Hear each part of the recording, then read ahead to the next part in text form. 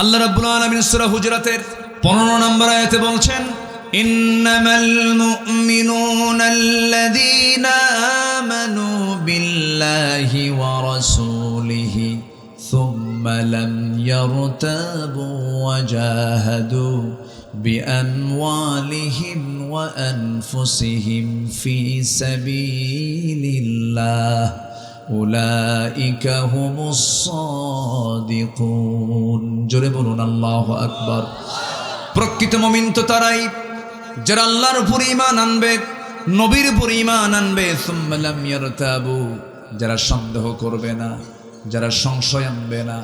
আল্লাহর প্রতি ঈমান আনতে নিয়ে কোনো সংশয় আনা যাবে না। সংশয় তখনই থাকবে না বান্দার ভিতরে যখন বান্দার দিলের মধ্যে কোরআনটা ঢুকে যাবে। আপনি কি জানেন, কোরআন যত আপনি বেশি জানবেন আল্লাহর প্রতি আকর্ষণ আপনার তত বেড়ে যাবে। এই জন্য আমরা কোরআনটাকে পড়বো বেশি বেশি, কোরআনটা শুনবো বেশি বেশি, গান শুনবো। গান শুনবেন, এটা কি কথা কয় কন্ত? বাজে কোনো সিনেমা গানে যাওয়া যাবে? আসতে যাওয়া যাবে? আল্লাহর ভয়টা আনতে হবে, আল্লাহর প্রতি বিশ্বাস টানতে হবে, ইমানটা মজবুত করতে হবে। আমার বন্ধুগণ, মানুষ ভালো হবে কারো ভয় নয়, একমাত্র কার ভয়ে? এই জাতিকে সবার আগে দিতে হবে প্রশাসনের ভয় না আল্লাহর ভয়। আজ তোমার প্রশাসনের ভয় না আল্লাহর ভয়? আল্লাহর ভয় ঢুকায় দিতে হবে। তাহলে আসামি ধরার জন্য পুলিশ লাগবে না, আসামি নিজেই হাজির হয়ে যাবে। সুবহানাল্লাহ বলবেন না? ছোট্ট একটা ইতিহাস মনে পড়লো, বলবো। একজন মহিলা সাহাবী, অনেক মা বোন মাহফিল আসছেন। এক মহিলা সাহাবী বিবাহিতা নারী ছিলেন, ওয়াসওয়াসায় পড়ে জেনার মতো বড় একটা পাপে জড়িয়ে পড়েছেন। জেনা করার পর তার মধ্যে অনুশোচনা সৃষ্টি হয়েছে। চোখের পানি ফেলে ফেলে কাঁদলেন, সেজদায় পড়ে পড়ে কাঁদলেন, তওবা করলেন। নবীর কাছে একদিন হাজির হয়ে বললেন, ইয়া রাসূলুল্লাহ, আপনি বিচার করে দেন। সেই সময় রাসূল হলেন বিচারক, বিচারক মুহাম্মদ সাল্লাল্লাহু আলাইহি ওয়াসাল্লাম। হুজুর বিচারটা করে দেন। কি বিচার? ইয়া রাসূলুল্লাহ, আমি তো জেনা করে ফেলেছি। রাসূল বললেন, না তুমি জেনা করো নাই। হুজুর আমি জেনা করে ফেলেছি। না তুমি করো নাই। হুজুর আমি সত্যি, যতবার বলবেন আমি ততবার বলবো আমি জেনা করেছি। রাসূল বলছেন, তোমার জেনার তো সাক্ষী নাই। জেনার সাক্ষী লাগে চারজন। কয়জন লাগে? চারজন সাক্ষী লাগে। রাসূল তাকে বাঁচাতে চাইলেন। মহিলা সাহাবী বললেন, ইয়া রাসূলুল্লাহ, যতবার বলবেন আমি ততবার বলবো আমি জেনা করেছি, কারণ আমি জানি, আমি নিজেই তার সাক্ষী। আমার দুনিয়াতে শাস্তি হয়ে যায় যা, কিন্তু আখিরাতে আমি জেনাকারের কাতারে আমি দাঁড় হতে চাই না। কার ভয়? আসতে বলবেন না, কার ভয়? আল্লাহর ভয়। এক পর্যায়ে রাসূল বললেন, মহিলা জেনা তো করেছো, জেনার ফলে কোনো পেটে বাচ্চা আসছে নাকি? হ্যাঁ, বাচ্চা চলে আসছে। কোনো কথা নাই, যাও। সন্তান ডেলিভারি না হওয়া পর্যন্ত কোনো আইন কার্যকর করা যাবে না। মহিলা চলে গেলেন বাড়িতে, সন্তান ডেলিভারি হয়ে গেল। চোখের পানি ফেলে ফেলে কাঁদতেছেন। সন্তান ডেলিভারির 2 দিন 3 দিন 4 দিন পর নয়, মাত্র একটা দিন পর নবীর কাছে এসে বলছেন, ইয়া রাসূলুল্লাহ, সন্তান তো ডেলিভারি হয়ে গেছে। রাসূল বললেন, সন্তানটা জীবিত না মৃত? হুজুর সন্তান তো জীবিত রেখে আসছি। রাসূল বললেন, সন্তান যদি জীবিত রেখে আসো, কোনো কথা নাই, হাউলাইনি কামিলাইন, সন্তানকে তোমার দুধ পান করাতে হবে নির্দিষ্ট সময় পর্যন্ত। যাও। হুজুর যদি মরে যায়? রাসূল বলেন, কেমনে কি করবো, আমার কিচ্ছু করার নাই, আমি তোমার জন্য দোয়া করে দিলাম। ওই মহিলা আবার চলে গেলেন, ব্যর্থ ভারাক্রান্ত হৃদয় নিয়ে সেজদায় পড়ে পড়ে কাঁদেন। সন্তানকে দুধ খাওয়ান। 6 মাসের মাথায় টোটালি দুধ বন্ধ করে দিয়ে অন্য খাবারের প্র্যাকটিস গড়ে তুলে সন্তানকে কোলে করে নিয়ে নবীর কাছে তৃতীয়বারের মতো এসে বলছেন, ইয়া রাসূলুল্লাহ, আজকের দিন আমাকে আর ফেরত দেওয়ার চেষ্টা করবেন না। এই যে সন্তান দুধ খাওয়া ছেড়ে দিয়েছে, আমাকে ছাড়াও সন্তান বাঁচবে, অন্য খাবারের অভ্যাস গড়ে তুলে দিয়েছে। হুজুর আপনি আমার উপর আইনটা কার্যকর করে দেন। আমি জাহান্নাম যেতে চাই না, আমি জান্নাত পেতে চাই। দয়া করে শাস্তি যদি দুনিয়াতে হয়ে যেত, আখিরাত আমার জন্য ক্লিয়ার হয়ে যেত। জোরে কোন সুবহানাল্লাহ। আমার নবীজি হাতটা গায়ে দিলেন, সন্তানটা কোলের মধ্যে নিলেন, উঁচু করে ধরলেন এবং বললেন, সাহাবীরা, এই যে হাতটা উঁচু করে ধরেছে যে সন্তানকে, এই সন্তানের লালন পালনের দায়িত্ব যে বান্দা গ্রহণ করবে, আমি রাসূল আর ওই সাহাবী জান্নাতের মধ্যে ফাহিয়া ফিল জান্নাতি কাহাতাইন, 2 নখের দূরত্ব অবস্থান করব।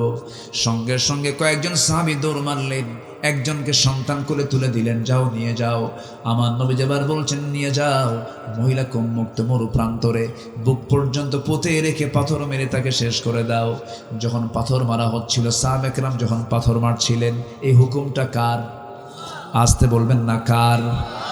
একটা করে জেনার শাস্তি যদি কুষ্টিয়ার চৌড়হাঁস মোড়ে, মজমপুর মোড়ে, যশোরের চাষড়ার মোড়ে, বগুড়ার সাত মাথায়, পাবনার দুই বাজার, এরকম করে ঢাকার পল্টনে, এইরকম করে করে যদি প্রত্যেকটা পয়েন্টে পয়েন্টে যদি জেনাকারের এক একটা শাস্তি যদি সবার সামনে যদি আল্লাহর নির্দিষ্ট হুকুমে যদি দেওয়া হয়, পরের দিন আল্লাহর কসম করে বলি, কোন পুরুষ লোলুপ দৃষ্টিতে কোন নারীর দিকে তাকানোর সাহস পাবে না। ঠিক কিনা? বিধানটা কার? আসতে বিধানটা কার?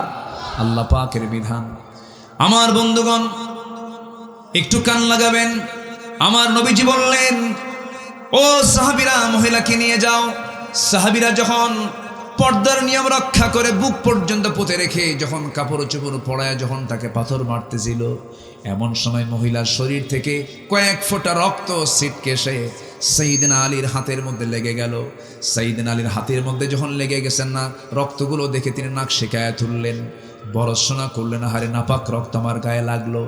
এই কথাটার পুনরাবৃত্তি নবীর সামনে যখন করলেন, রাসূল বলছেন, আলী, কার রক্তকে নাপাক রক্ত বলো? তুমি কি জানো আমার এই মহিলা সাহাবীর মৃত্যুটা দুনিয়াতে হয়ে গেছে? এই মহিলা সাহাবীর রক্ত জমিনে স্পর্শ হওয়ার পূর্বে আল্লাহ রাব্বুল আলামিন তাকে জান্নাতের মেহমান বানায় নিয়েছেন। জোরে বলে সুবহানাল্লাহ। কার ভয়? আসতে বলবেন না কার ভয়? এই জাতিকে দিতে হবে আগে কার ভয়ের শিক্ষা। ওই মহিলাকে রাসূল শেষ পর্যন্ত বলেন, আলী, তুমি যা বলেছো বলেছো, আর বলতে যেও না। ওই মহিলার জানাজার দায়িত্ব আমি কাউকে দেব না। ওই মহিলার জানাজার দায়িত্ব আমি নিজে নিলাম। আমি নিজেই তার জানাজা পড়ায় দেব। আমার নবীজি জানাজায় দাঁড়ায় গেলেন, সাহাবে কেরাম পিছনে দাঁড়ানো, দুনিয়ার শ্রেষ্ঠ মানুষগুলো নবীর পিছনে দাঁড়ায় গেছে, রাসূল দাঁড়ায় গেছেন জানাজায়। জানাজা সম্পূর্ণ করলেন। জানাজা সম্পূর্ণ করার পরে যখন তিনি সাহাবে কেরামকে লক্ষ্য করে যখন কথা বলতে নিলেন, বললেন, সাহাবীরা, কিছুক্ষণ আগে যে মহিলার জানাজা হয়ে গেল, এই মহিলা জীবনের শেষ সময় পর্যন্ত যে পরিমাণ তওবা করেছে, যে পরিমাণ চোখের পানি ফেলে ফেলে কেঁদেছে, এই মহিলার যদি তওবাকে মদিনার ৭০ জন গুনাহগারদের মাঝে যদি বন্টন করে দেওয়া হতো, প্রত্যেককে মাফ করে আল্লাহ রাব্বুল আলামিন সবাইকে জান্নাত দিয়ে দিতেন। জোরে বলেন সুবহানাল্লাহ। আল্লাহ রাব্বুল আলামিন ঈমানদারকে ডাক দিয়ে বলছেন, ইয়া আইয়ুহাল্লাযীনা আমানু ইত্তাকুল্লাহা ওয়াল তানজুর নাফসুম মা قدمت لغد واتقوا الله إن الله خبير بما تعملون। জোরে বলুন আল্লাহু আকবার। ঈমানদারেরা, তোমরা আল্লাহকে ভয় করো এবং লক্ষ্য রাখো, ওয়াল তানজুর নাফসুম মা قدمت لغد, নিজের দিকে তুমি লক্ষ্য রাখো, আগামী দিনের জন্য তুমি কি পাঠাচ্ছ, কি তুমি জমা করতেছো, এটার জন্য তুমি চিন্তা করো। আগামী দিন মানে ক্ষণস্থায়ী দিন না চিরস্থায়ী দিন। আল্লাহর কি দয়া দেখেন, আল্লাহর কি মায়া দেখেন, কি সুন্দর করে পরামর্শ দিচ্ছেন, বান্দা আগামী দিনের জন্য তুমি কি করছো একটু চিন্তা করো, লক্ষ্য করে দেখো। আমাকে ভয় করো, তুমি যা করো সব কিন্তু আমি জানি। আল্লাহ রাব্বুল আলামিন বান্দাকে আখিরাতের জন্য সতর্ক করছেন, বান্দা সেই আখিরাতকে চিন্তা করো। আমার ভাইয়েরা, তবে হ্যাঁ, আখিরাতকে সাজাতে গেলে দুনিয়ারও প্রয়োজন। দুনিয়ার কি প্রয়োজন আছে না নাই বলেন? আপনারা কি দুনিয়া চান না? আস্তে কয়, কি আখিরাত চান না দুনিয়া চান? দুটাই চাই। হ্যাঁ, ফাইন কথা। কে যেন কইলো দুটো চাই? হ্যাঁ, দুটাই চাই। ঠিক আছে, মাশাআল্লাহ, দুটাই লাগবে। হ্যাঁ হ্যাঁ, দুটাতেই আমরা জিততে চাই, বাদশা হতে চাই। বলি আল্লাহুম্মা আমিন। অনেকে বলে হুজুর দুনিয়া লাগবে না, তাহলে বিয়ে শাদী করার দরকার নাই নাকি? নাকি বিয়ে শাদী করার দরকার নাই? আছে না নাই বলেন তো? আছে না নাই? দুনিয়াও দরকার আছে, আখিরাত দরকার আছে, এই জন্য আল্লাহ পাক দোয়া শিখিয়ে দিয়েছেন। যারা পারেন ঠোঁট মিলে আমার সঙ্গে বলুন, রব্বানা আতিনা ফিদ দুনিয়া হাসানাতাও ওয়া ফিল আখিরাতি হাসানাতাও ওয়া কিনা আযাবান নার ওয়াজআলনাল জান্নাতা মাআল আবরার। আয় আল্লাহ তাআলা, তুমি আমাকে দুনিয়ার হাসানা দাও, আখিরাতের হাসানা দাও, জাহান্নাম থেকে তুমি আল্লাহ আমাকে বাঁচাও। এই দোয়াটা শিখিয়ে দিয়েছেন তিনি আমার কে। বলে কি দুনিয়া লাগবে না? বউ বাচ্চা লাগবে না? ছেলে মেয়ে লাগবে না? ব্যবসা বাণিজ্য লাগবে না? সুদ ঘুষও লাগবে? হ্যাঁ, সুদ ঘুষ লাগবে। হ্যাঁ, এখানেই কথা, এখানেই তো আলোচনা, এখানেই জাস্ট আমি যেখানে যেতে চাচ্ছি এটি আমার মূল বক্তব্য। আপনি সবই করবেন, আল্লাহ পাক বাধা দিচ্ছেন না। একটা নারীর দিকে টান পুরুষের আছে না নাই? এই টান কি অবৈধ না বৈধ? আস্তে করে কয়, বৈধ না অবৈধ? বৈধ। টান থাকবেই। এটা পুরুষ নারীর দিকে টানবে, নারী পুরুষের দিকে টানবে, আদম হাওয়ার দিকে টানবে, হাওয়া আদমের দিকে টানবে। এটা তো সৃষ্টির খেলা, এটা টানবে। আল্লাহ বলতেছেন টানো, আকর্ষণ সৃষ্টি করো, কিন্তু এটা হতে হবে ইজাব কবুলের মধ্য দিয়ে, বৈধ সম্পর্কের মধ্য দিয়ে যদি করো, এটা হবে ইবাদত। এটা হবে কি? ইবাদত। এটা হবে জান্নাতের কাজ। আর যদি ইজাব কবুল না করে, যদি ওই যে পদ্মার পাড়ে গিয়ে যদি দুইজন লুকায় লুকায় যদি বাকবাকুম খেলো, তখন হবে, এটা হবে অবৈধ। তখন কি হয়ে যাবে? এটা অবৈধ হয়ে যাবে। এটা হবে ইল্লিগাল, এটা হবে অবৈধ।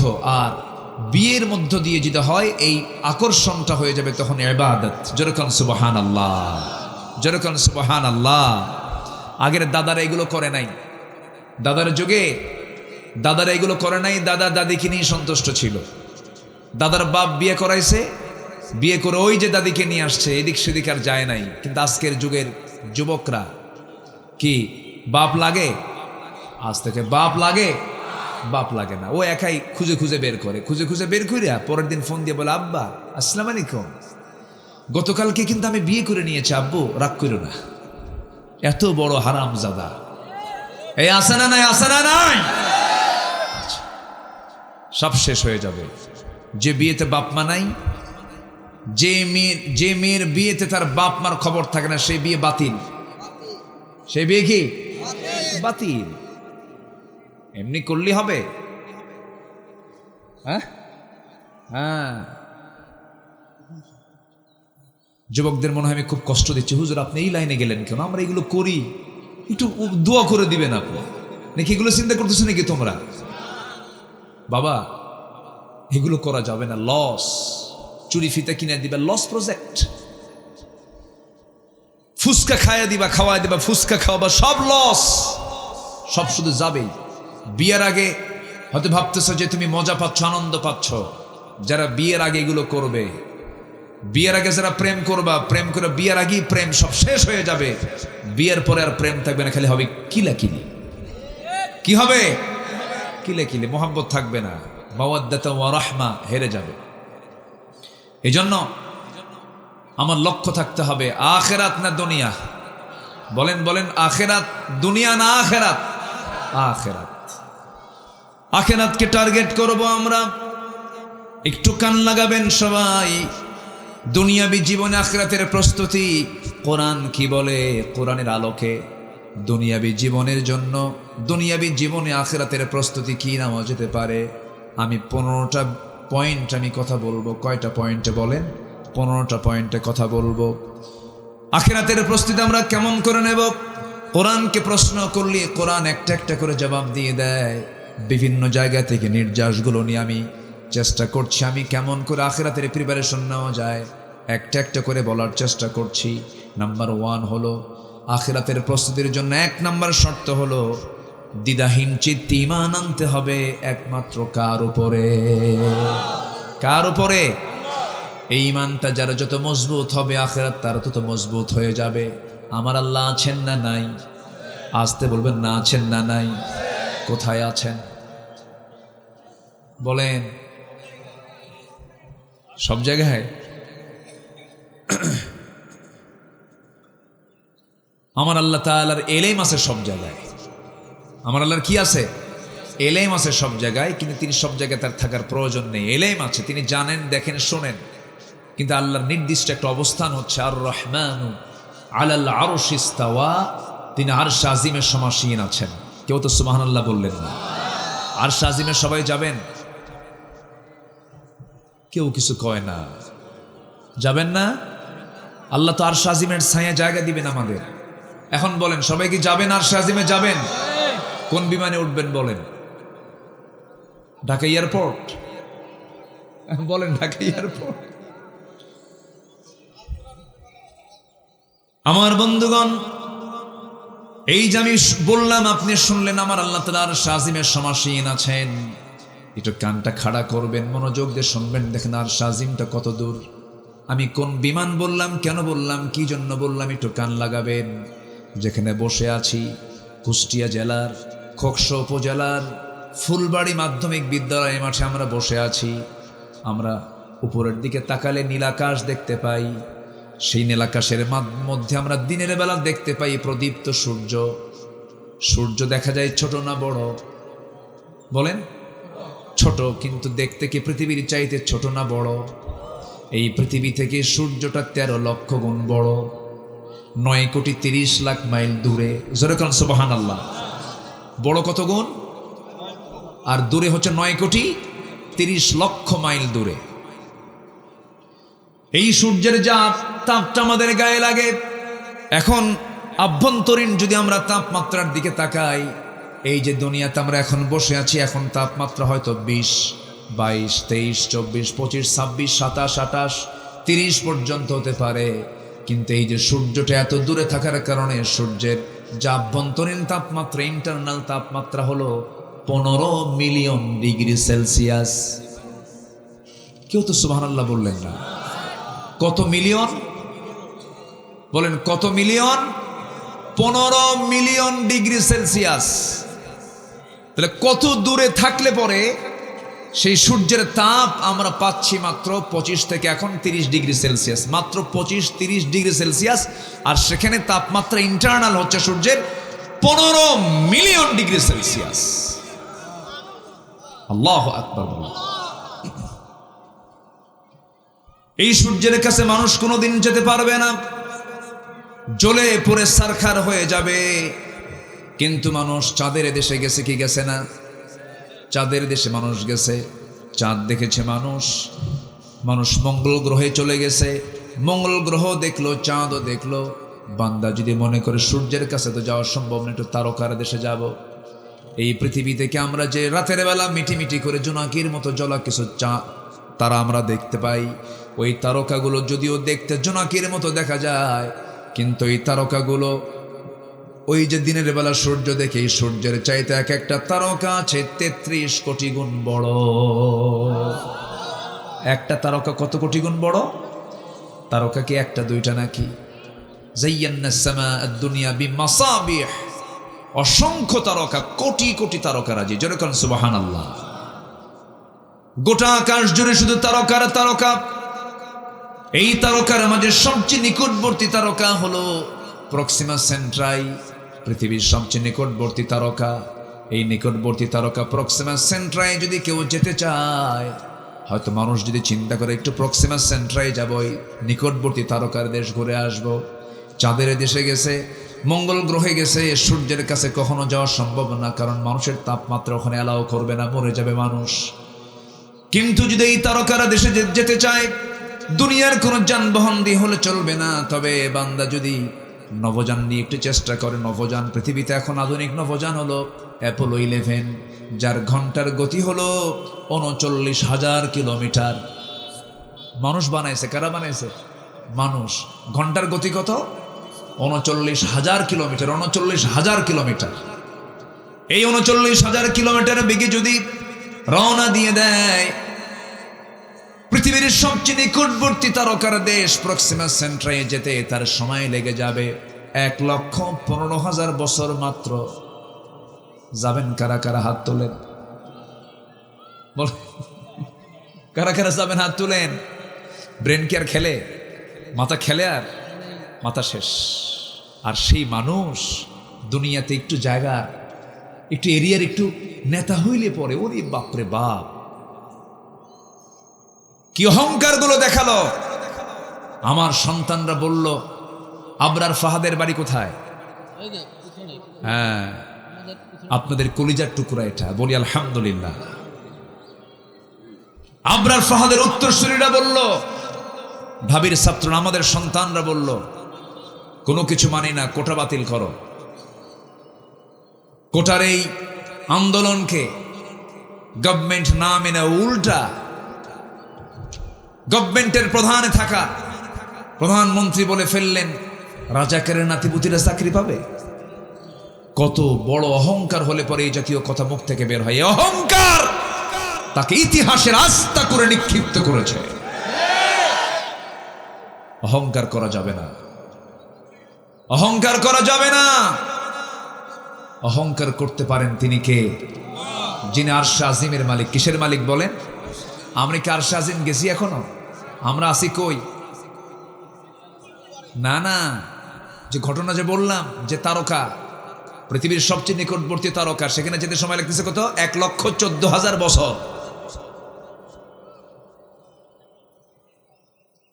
আমার আল্লাহ বলছেন, বান্দারে আমি 7 শ্রেণীকে আরশে আজিমের ছায়ে জায়গা দিয়ে দেব।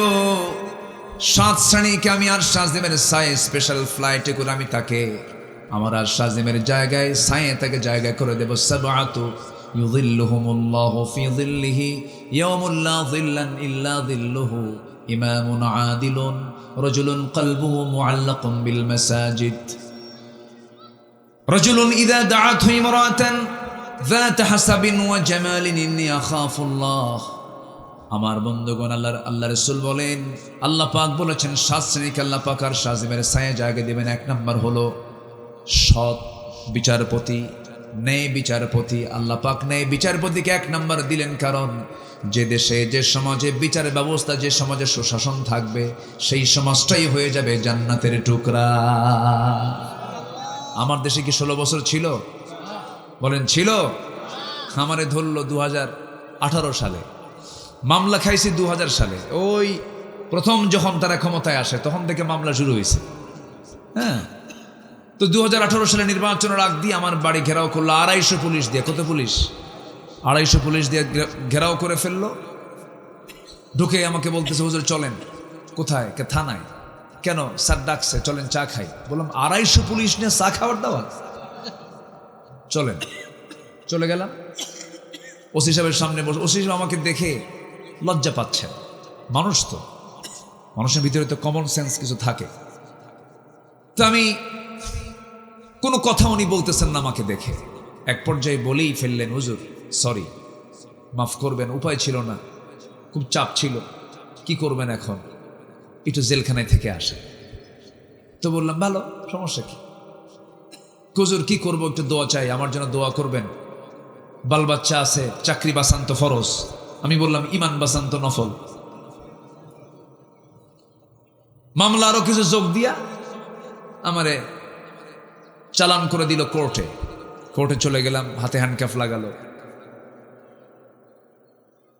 তো কোর্টের যিনি জজ, উনি আমার দিকে তাকায়া চিনছে, চিনে মাথা নিচু করে এরকম ভাবতেছে, আহারে আমার তো হাতে তো কোনো শক্তি না, আমারও তো হাত বাঁধা।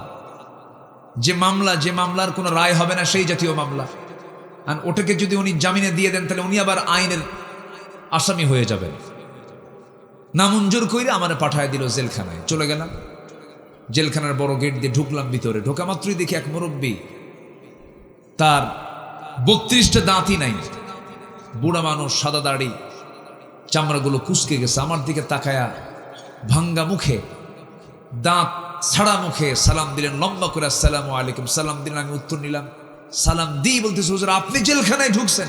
আমি খুব খুশি হলাম। তো বললাম যে আপনি খুশি হলেন কেন? জেলে ঢুকলে কেউ খুশি হয়? হুজুর মাহফিলে যাই, অনেক দূর থেকে ওয়াজ শুনি, কিন্তু এত চেষ্টা করি আপনার সঙ্গে মোসাফা করব, কাছে যাব, চান্সই পাই নাই হুজুর, বহু চেষ্টা করছে। আজকে কত সুন্দর আপনি আমার সামনে ধরা দিলেন, আল্লাহ কি সুন্দর করে কেস মধ্যে জুটাই দিছে হুজুর, দোয়া করি আপনি জেলখানায় থাকেন। তো উনি মানে রসিক মানুষ, ঠটকাটা মানুষ। এরপর আমি তাকে বললাম, চাচা আপনি জেলখানায় কেন? এই শীতকালে নাতিপুতি থুয়ে জেলখানায় আসছেন কেন? কে বলে বাবাজি বোমা হামলা, বোমা হামলা, মানে ওনার নামে বোমার মামলা দিছে। 80 বছরের বুড়ার নামে যদি বোমার মামলা দিয়ে দেয়, বলেন তো উনি বোমা মারতে গিয়ে লক্ষ্যে যাবে না তার মাথায় পড়বে? এগুলোই করেছে ওরা, বহু কিছু করেছে। অবশ্যই তাদেরকে এটার প্রায়শ্চিত্ত ভোগ করতেই হবে, ঠিক কিনা?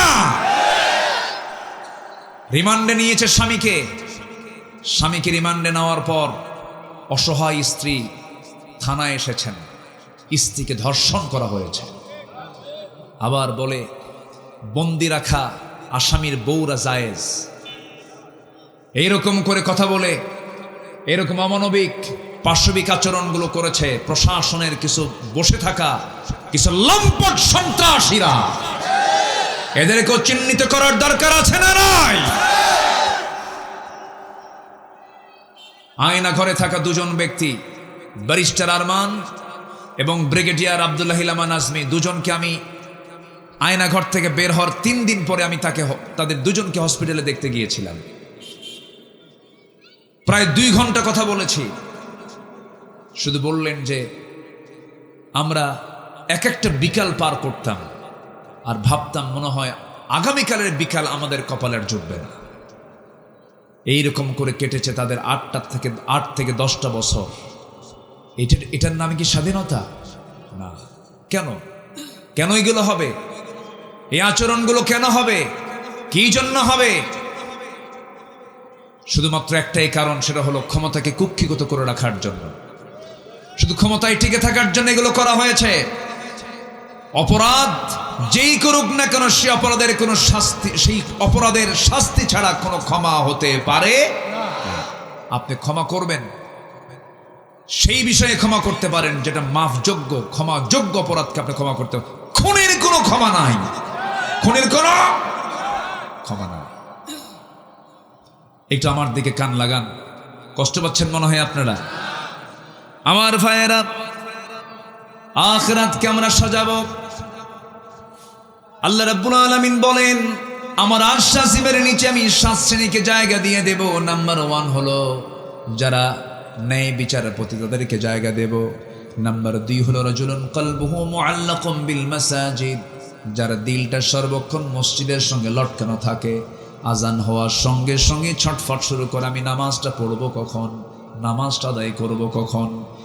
যার দিলটা সর্বক্ষণ খোকসার মসজিদ, কুমারখালীর মসজিদ, মজমপুরের মসজিদ, এরকম করে বিভিন্ন জায়গায় যখন যেখানে যাবে, কোর্টের মসজিদ, অফিসের মসজিদ, সব জায়গায় তার মসজিদের সঙ্গে দিলটা লটকানো থাকে। আল্লাহ রাব্বুল আলামিন বলেন, দিলটা মসজিদে লটকানো থাকা ব্যক্তিকে আমি আল্লাহ আমার আরশ আজিমের মেহমান বানায় নেব, ছায়ার মেহমান বানায় নেব। নাম্বার 1 আমরা শুনলাম ন্যায় বিচারপতি। নাম্বার 2 আমরা শুনলাম নামাজি ব্যক্তি। নাম্বার 3 হলো ওই সমস্ত বান্দাগুলোকে যার জিকির, যে আল্লাহর নামের জিকির করতে করতে তার ফাফাদাত আয়নাহু, তার চক্ষু বেয়ে বেয়ে টপ টপ করে পানি পড়ে। যার চোখ দিয়ে আল্লাহর ভয়ে পানি পড়বে, আল্লাহ রাব্বুল আলামিন তাকে আরশ আজিমের ছায়ায় জায়গা দিয়ে দিবেন।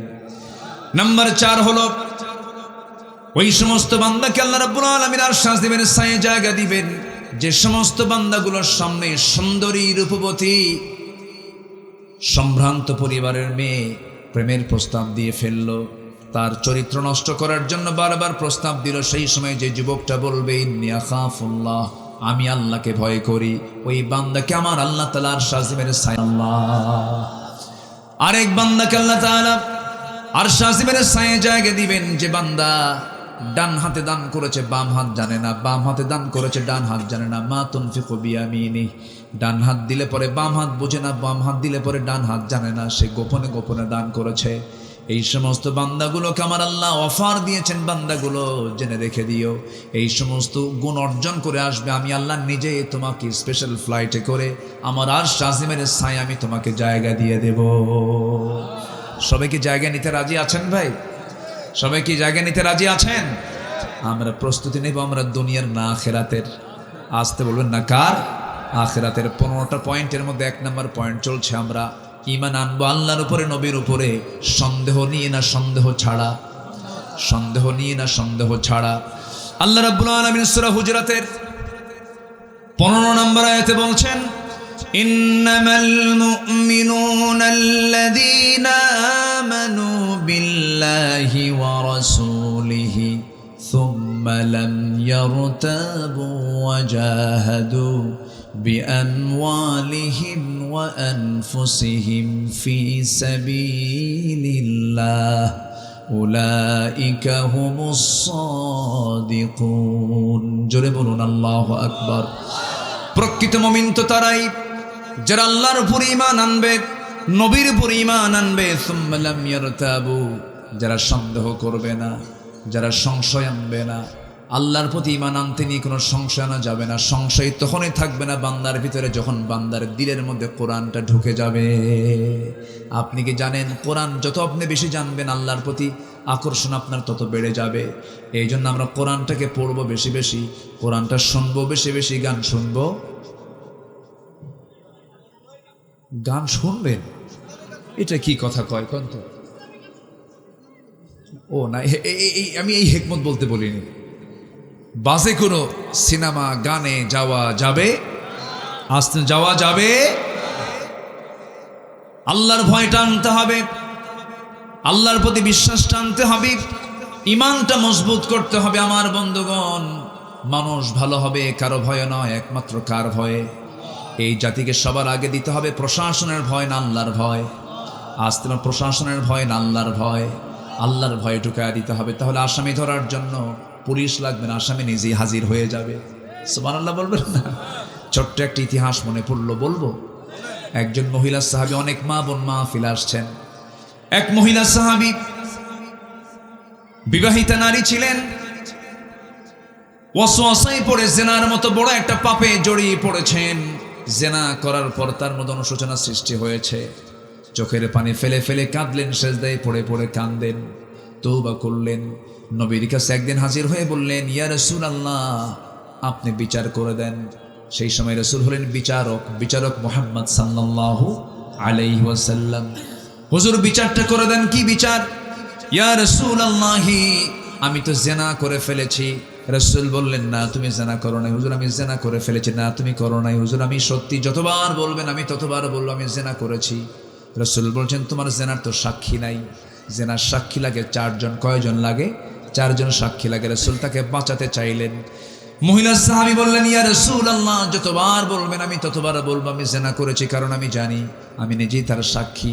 আমার দুনিয়াতে শাস্তি হয়ে যায় যা, কিন্তু আখিরাতে আমি জিনাকারের কাতারে আমি দাঁড় হতে চাই না। কার ভয়? আসতে বলবেন না, কার ভয়? আল্লাহর ভয়। এক পর্যায়ে রাসূল বললেন, মহিলা জিনা তো করেছো, জিনার ফলে কোনো পেটে বাচ্চা আসছে নাকি? হ্যাঁ, বাচ্চা চলে আসছে। কোনো কথা নাই, যাও। সন্তান ডেলিভারি না হওয়া পর্যন্ত কোনো আইন কার্যকর করা যাবে না। মহিলা চলে গেলেন বাড়িতে, সন্তান ডেলিভারি হয়ে গেল। চোখের পানি ফেলে ফেলে কাঁদতেছেন। সন্তান ডেলিভারির 2 দিন 3 দিন 4 দিন পর নয়, মাত্র একটা দিন পর নবীর কাছে এসে বলছেন, ইয়া রাসূলুল্লাহ, সন্তান তো ডেলিভারি হয়ে গেছে। রাসূল বললেন, সন্তানটা জীবিত না মৃত? হুজুর সন্তান তো জীবিত রেখে আসছি। রাসূল বললেন, সন্তান যদি জীবিত রেখে আসো, কোনো কথা নাই, হাউলাইনি কামিলাইন, সন্তানকে তোমার দুধ পান করাতে হবে নির্দিষ্ট সময় পর্যন্ত। যাও। হুজুর যদি মরে যায়? রাসূল বলেন, কেমনে কি করবো, আমার কিচ্ছু করার নাই, আমি তোমার জন্য দোয়া করে দিলাম। ওই মহিলা আবার চলে গেলেন, ব্যর্থ ভারাক্রান্ত হৃদয় নিয়ে সেজদায় পড়ে পড়ে কাঁদেন। সন্তানকে দুধ খাওয়ান। 6 মাসের মাথায় টোটালি দুধ বন্ধ করে দিয়ে অন্য খাবারের প্র্যাকটিস গড়ে তুলে সন্তানকে কোলে করে নিয়া নবীর কাছে 3য়বারের মতো এসে বলছেন, ইয়া রাসূলুল্লাহ, আজকের দিন আমাকে আর ফেরত দেওয়ার চেষ্টা করবেন না। এই যে সন্তান দুধ খাওয়া ছেড়ে দিয়েছে, আমাকে ছাড়াও সন্তান বাঁচবে, অন্য খাবারের অভ্যাস গড়ে তুলে দিয়েছে। হুজুর আপনি আমার উপর আইনটা কার্যকর করে দেন। আমি জাহান্নাম যেতে চাই না, আমি জান্নাত পেতে চাই। দয়া করে শাস্তি যদি দুনিয়াতে হয়ে যেত, আখিরাত আমার জন্য ক্লিয়ার হয়ে যেত। জোরে কোন সুবহানাল্লাহ। আমার নবীজি হাতটা গায়ে দিলেন, সন্তানটা কোলের মধ্যে নিলেন, উঁচু করে ধরলেন এবং বললেন, সাহাবীরা, এই যে হাতটা উঁচু করে ধরেছে যে সন্তানকে, এই সন্তানের লালন পালনের দায়িত্ব যে বান্দা গ্রহণ করবে, আমি রাসূল আর ওই সাহাবী জান্নাতের মধ্যে ফাহিয়া ফিল জান্নাতি কাহাতাইন, 2 নখের দূরত্ব অবস্থান করব। সঙ্গে সঙ্গে কয়েকজন সাহাবী দৌড় মারলেন। একজনকে সন্তান কোলে তুলে দিলেন, যাও নিয়ে যাও। আমার নবী যেবার বলছেন নিয়ে যাও, মহিলাকে উন্মুক্ত মরু প্রান্তরে বুক পর্যন্ত পুঁতে রেখে পাথর মেরে তাকে শেষ করে দাও। যখন পাথর মারা হচ্ছিল, সাহাবা কেরাম যখন পাথর মারছিলেন, এই হুকুমটা কার? আসতে বলবেন না কার? একটা করে জেনার শাস্তি যদি কুষ্টিয়ার চৌড়হাঁস মোড়ে, মজমপুর মোড়ে, যশোরের চাষড়ার মোড়ে, বগুড়ার সাত মাথায়, পাবনার দই বাজার, এরকম করে ঢাকার পল্টনে, এইরকম করে করে যদি প্রত্যেকটা পয়েন্টে পয়েন্টে যদি জেনাকারের এক একটা শাস্তি যদি সবার সামনে যদি আল্লাহর নির্দিষ্ট হুকুমে যদি দেওয়া হয়, পরের দিন আল্লাহর কসম করে বলি, কোন পুরুষ লোলুপ দৃষ্টিতে কোনো নারীর দিকে তাকানোর সাহস পাবে না। ঠিক কিনা? বিধানটা কার? আস্তে বিধানটা কার? আল্লাহ পাকের বিধান। আমার বন্ধুগণ, একটু কান লাগাবেন। আমার নবীজি বললেন, ও সাহাবীরা, মহিলাকে নিয়ে যাও। সাহাবীরা যখন পর্দার নিয়ম রক্ষা করে বুক পর্যন্ত পুঁতে রেখে যখন কাপড় চোপড় পরায় যখন তাকে পাথর মারতেছিল, এমন সময় মহিলার শরীর থেকে কয়েক ফোঁটা রক্ত ছিটকে এসে সাইয়েদনা আলীর হাতের মধ্যে লেগে গেল। সাইয়েদনা আলীর হাতের মধ্যে যখন লেগে গেছেন না, রক্তগুলো দেখে তিনি নাক শিকায়া তুললেন, বরসনা করলেন, হারে নাপাক রক্ত আমার গায়ে লাগলো। এই কথাটার পুনরাবৃত্তি নবীর সামনে যখন করলেন, রাসূল বলছেন, আলী, কার রক্তকে নাপাক রক্ত বলো? তুমি কি জানো আমার এই মহিলা সাহাবীর মৃত্যুটা দুনিয়াতে হয়ে গেছে? এই মহিলা সাহাবীর রক্ত জমিনে স্পর্শ হওয়ার পূর্বে আল্লাহ রাব্বুল আলামিন তাকে জান্নাতের মেহমান বানায়া নিয়েছেন। জোরে বলে সুবহানাল্লাহ। কার ভয়? আসতে বলবেন না কার ভয়? এই জাতিকে দিতে হবে আগে কার ভয়ের শিক্ষা। আর এই 16 বছর দেখাইছে এরা কিসের শিক্ষা? আল্লাহর ভয় না শাসকের ভয়? আমারে ভয় কর, হ্যাঁ, আমারে ভয় কর। কিন্তু জনগণ জিম্মি থাকতে থাকতে থাকতে থাকতে সহ্যর হয়নি, বিস্ফোরণ ঘটে গেছে। ঠিক কিনা? পালানোর জন্য একটা রাস্তাও পায় নাই, ভাঙ্গা হেলিকপ্টার বিদায় নিতে হয়েছে, দুপুরবেলা খাবারের কিসমতটাও জুটে নাই।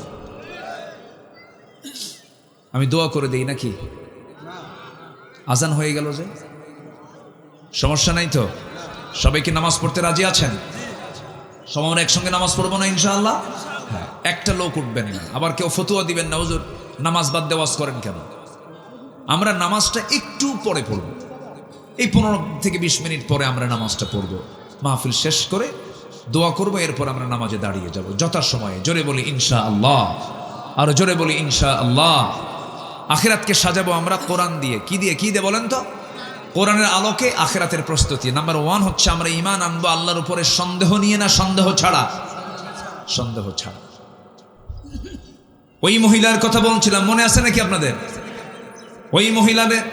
ওই মহিলাকে রাসূল শেষ পর্যন্ত বলেন, আলী তুমি যা বলেছ বলেছ, আর বলতে যেও না। ওই মহিলার জানাজার দায়িত্ব আমি কাউকে দেব না। ওই মহিলার জানাজার দায়িত্ব আমি নিজে নিলাম, আমি নিজেই তার জানাজা পড়ায়া দেব। আমার নবীজি জানাজায় দাঁড়ায় গেলেন, সাহাবে কেরাম পিছনে দাঁড়ানো, দুনিয়ার শ্রেষ্ঠ মানুষগুলো নবীর পিছনে দাঁড়ায় গেছে, রাসূল দাঁড়ায় গেছেন জানাজায়। জানাজা সম্পূর্ণ করলেন। জানাজা সম্পূর্ণ করার পরে যখন তিনি সাহাবে কেরামকে লক্ষ্য করে যখন কথা বলতে নিলেন, বললেন, সাহাবীরা, কিছুক্ষণ আগে যে মহিলার জানাজা হয়ে গেল, এই মহিলা জীবনের শেষ সময় পর্যন্ত যে পরিমাণ তওবা করেছে, যে পরিমাণ চোখের পানি ফেলে ফেলে কেঁদেছে, এই মহিলার যদি তওবাকে মদিনার 70 জন গুনাহগারদের মাঝে যদি বন্টন করে দেওয়া হতো, প্রত্যেককে মাফ করে আল্লাহ রাব্বুল আলামিন সবাইকে জান্নাত দিয়ে দিতেন। জোরে বলেন সুবহানাল্লাহ। বলুন তো, তাহলে ওই মহিলার ভিতরে ভয়টা ছিল কার? আসতে ভয়টা ছিল কার? তিনি যে ঈমান এনেছেন আল্লাহর উপরে, কি সন্দেহ ছিল? সন্দেহ থাকলে কি তিনি এরকম করে নিজের জীবন আল্লাহর আইনের কাছে সুপর্দ করতে পারতেন? এটা হচ্ছে আল্লাহর ভয়। নাম্বার 2 হলো আখিরাতের প্রস্তুতির জন্য, নাম্বার 2 হলো লাগবে হলো তাকওয়া এবং সত্যের পথে টিকে থাকা। আল্লাহ রাব্বুল আলামিন বলেন, ইয়া আইয়ুহাল্লাযীনা আমানুত্তাকুল্লাহ ওয়া কুলু কাওলান সাদীদা। আল্লাহকে ভয় করো, সোজা সাপটা কথা বলো, তাকওয়া অবলম্বন করো। তাকওয়ার জন্য একটা ট্রেনিং এর মাস আছে, সেই মাসের নাম কি বলেন? বলেন কি মাস? কি মাস? রমজান মাস কিসের মাস বলেন? কি অর্জন করার মাস? তাকওয়া। বলেন কি কি বলেন বলেন বলেন কি? তাকওয়া অর্জন করার মাস। লাআল্লাকুম তাত্তাকুন, রোজা রাখবে তার ফলাফল হবে তুমি মুত্তাকি হতে পারবে। আমার বন্ধুগণ, সারা বছর বিড়ি খেয়ে সারা যায় না, অভ্যাস সারা যায় না। বিড়ি খায় মানুষ, ঠিক আছে বিড়ি খান, কুষ্টিয়ার মানুষ বিড়ি না খেলে তো হয়ও না নাকি? কুষ্টিয়াতে তামাক হয়, কি তামাক হয় না?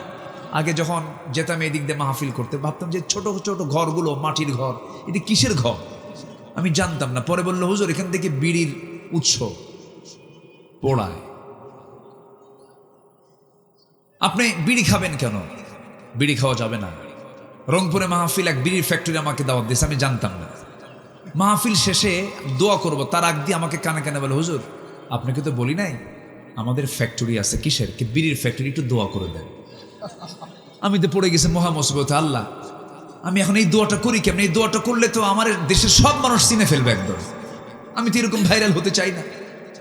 বললাম ভাইজান, যেটা প্রশ্নবিদ্ধ, দা মা ইউরবিক ওয়া ইলা মা লা ইউরবিক, যেটা আমাকে সন্দেহ ফেলবে আমি সেটাতে যাব না, আমার এই দোয়া করা যাবে না। উনি কিছু মনেও করলেন না। আপনি বিড়ি খাচ্ছেন, কিন্তু বিড়ি খাওয়াটার জন্য ছেড়ে দেন। আল্লাহ পাক রমজান দিয়েছেন সেজন্য। সারাদিন রোজা রাখো, প্র্যাকটিস করো, সংযমী হও, না খেয়ে থাকো, বিড়িটাও এর মধ্যে ছেড়ে দাও। কিন্তু পাবলিক করে কি জানেন? রোজাদার সারাদিন রোজা ঠিকই থাকে, ইফতারের পর মুদিখানার দোকানদারের সামনে যা বলে, শোন সারাদিন খাই নাই, কাজা সহ তিনটা একসাথে খাইতে। জোরকার নাউজুবিল্লাহ। আছে না নাই বলেন তো?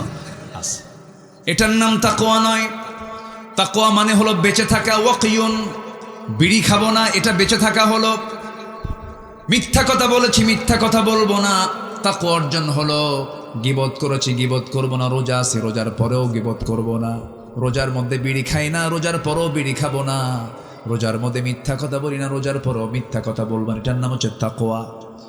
আখিরাতের প্রস্তুতির জন্য 1 নম্বর হলো সন্দেহ মুক্ত ঈমান, নাম্বার 2 হলো তাকওয়া, নাম্বার 3 হলো ন্যায় প্রতিষ্ঠা, সদাচার। মহান রব্বুল আলামিন বলেন, ইন্নাল্লাহা ইয়া'মুরু বিল আদলি ওয়াল ইহসান ওয়া ইতাই যিল কুরবা ওয়া ইয়ানহা আনিল। এই প্রতিষ্ঠার একটা বাহ্যিক সংজ্ঞা হলো দেশের জনগণ শাসককে ভয় পাবে না, বরং শাসক জনগণকে দেখে ভয় পাবে।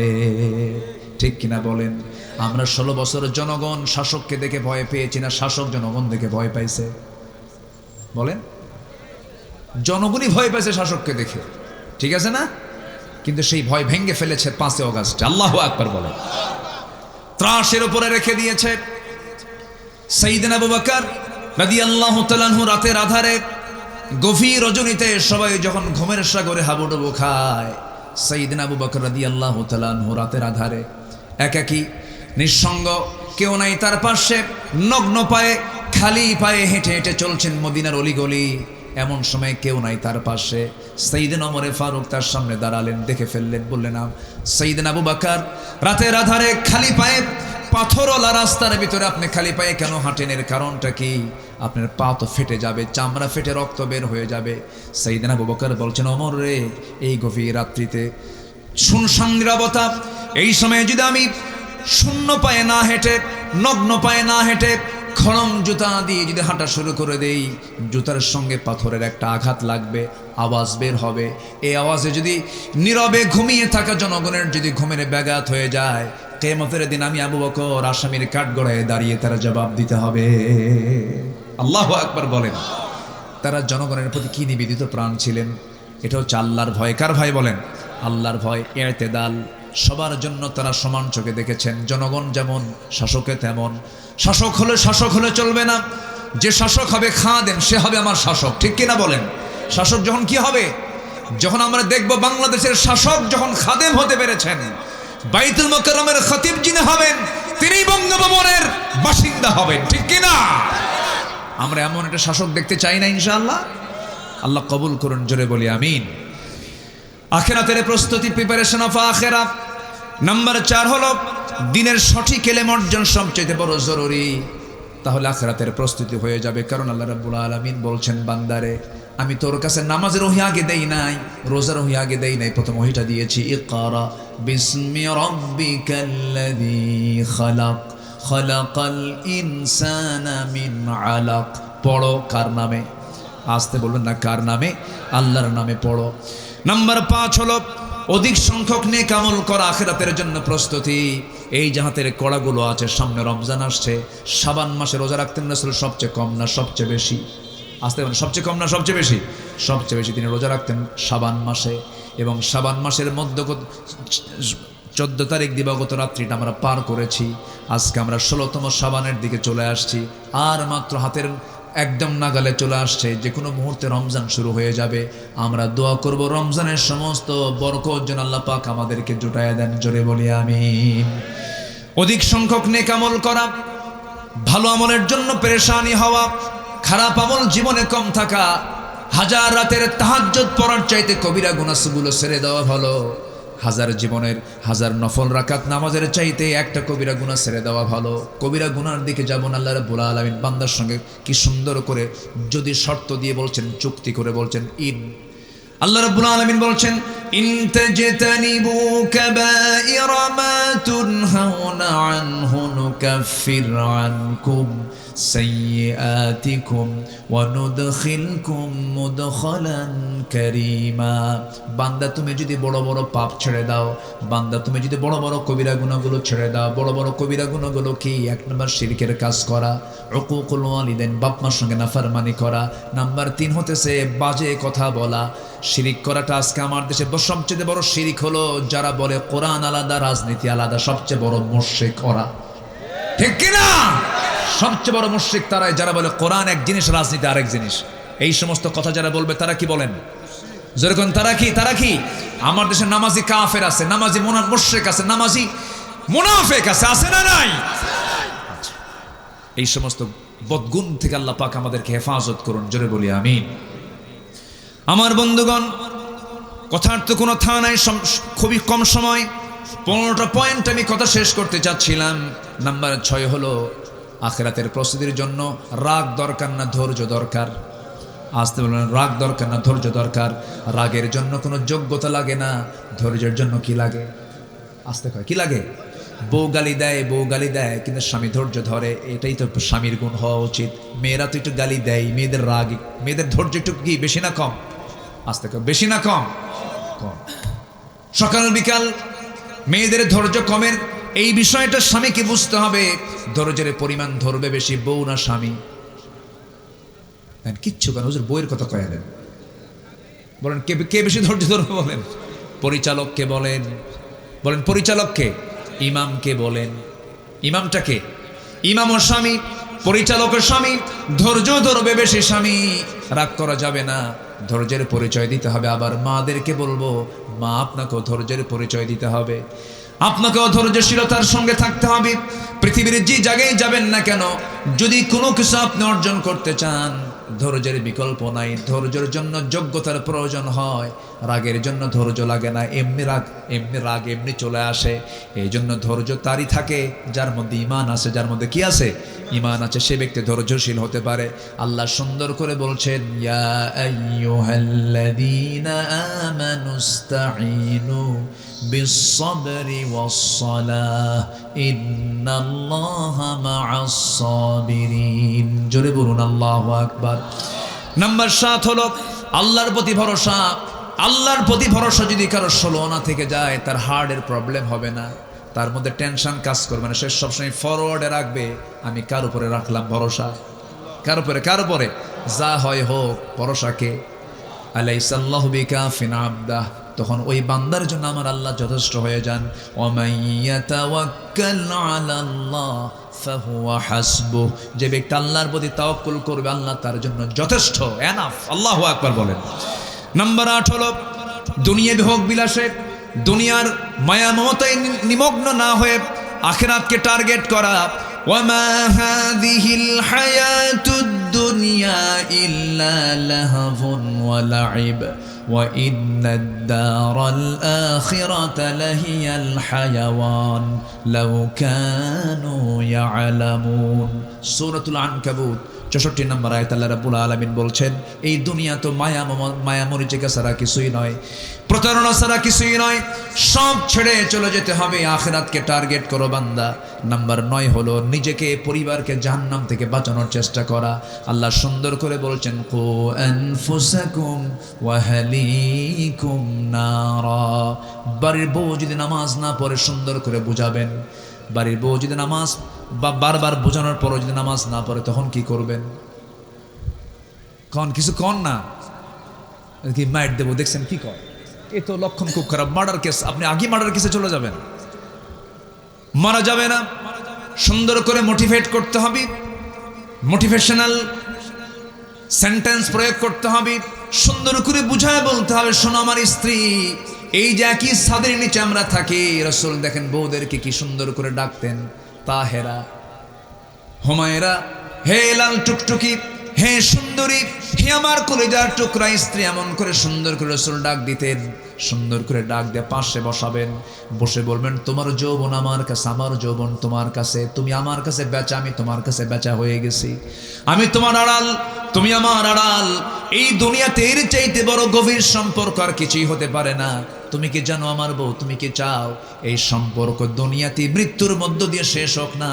যদি চাও জান্নাতেও একসঙ্গে বাজার করব, চলো একসঙ্গে নামাজ পড়ি, আমরা একসঙ্গে জান্নাতে গিয়ে শপিং করব। কি বলা যাবে না? বলা যাবে না? শুনবে কিনা কথা? শুনবে কিনা? অবশ্যই শুনবে, কিন্তু আপনি নিজেই বিড়ি খান, কি নিজে কি খান, নিজেই নামাজের খবর রাখেন না, আপনি কেমন করে দাওয়াতি কাজ করবেন? আল্লাহ বলছেন, নিজে বাঁচো, কু আনফুসাকুম ওয়া আহলিকুম নারা, জাহান্নাম থেকে বাঁচাও। নাম্বার 10 হলো তওবা করা। আল্লাহ রাব্বুল আলামিন বলেন, তুবু ইলাল্লাহি জামিআন আইয়ুহাল মুমিনুন। জোরে বলুন আল্লাহু আকবার। নাম্বার 11 হলো আল্লাহর পথে ব্যয় করা, আখিরাতের প্রস্তুতি।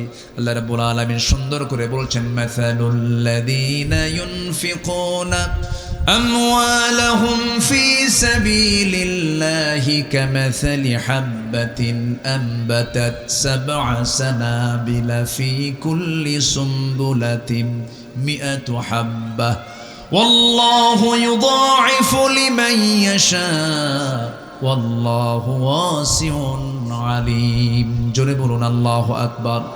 নাম্বার 12 হলো শিরকের অন্তর্ভুক্ত সকল প্রকার, শিরকের অন্তর্ভুক্ত সকল কর্মকাণ্ড থেকে নিজেকে পরহেজ রাখা। মুনিবিনা ইলাইহি ওয়াত্তাকু ওয়া আকিমুস সালাতা ওয়া লা তাকুনু মিনাল মুশরিকিন। জোরে বলুন আল্লাহু আকবার।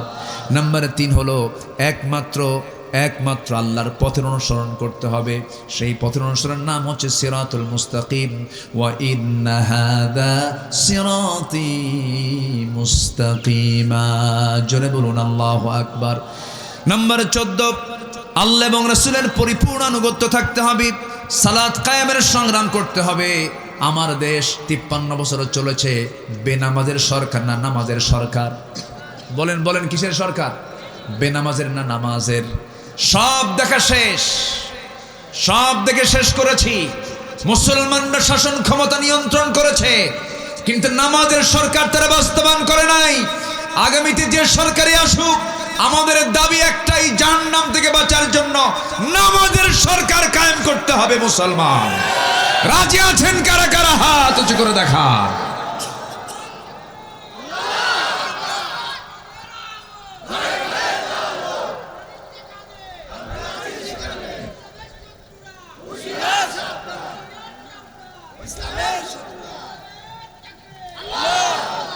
পাঁচ ওয়াক্ত নামাজ পড়বেন কারা কারা? একটা হাত তুলে দেখেন। 5 ওয়াক্ত নামাজ পড়বেন কারা কারা? জোরে বলি আল্লাহ আমাদেরকে 5 ওয়াক্ত সালাত আদায় করার তৌফিক তুমি আল্লাহ দিয়া দাও। জোরে বলি আমিন, আরো জোরে আমিন। হাত নামান।